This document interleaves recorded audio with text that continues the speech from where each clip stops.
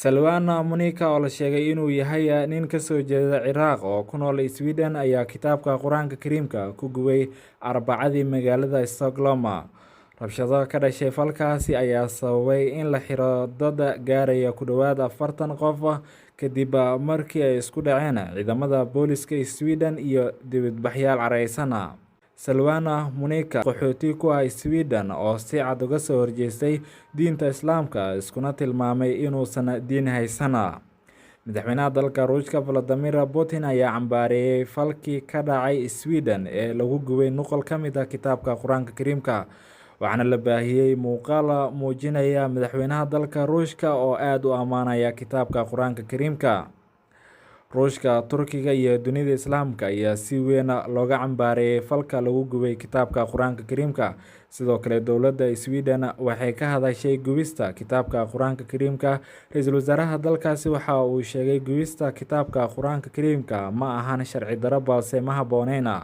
Turkiga ayaa ku tilmaamay gubista kitaabka Quraanka Kariimka fal aad u xun, waxayna ay sheegeen in go'aanka dowladda Sweden ay ku ogolaatay in kitaabka la gubo ay tahay wax aan la aqbali karin. Arrintan waxay ku soo beegmaysaa iyadoo labada dal ay dhex taalo xiisad siyaasadeed. Turkiga hore Sweden uga dalbaday in ay joojiyaan dibadbaxyo ayaa marsii horeysay uu joojiyay booqasho wasiirka difaaca Bal Johnson Sweden ku imaan lahaa dalkooda, waxayna ku sheegeen in meesha ay ka baxday ahmiyadda iyo micnaha uu safarkaasi lahaa. Waxaa la sheegay in safarkaasi uu meesha ka saaro diidmada Ankara in Sweden ay isbahaysiga NATO ay ku soo biirto.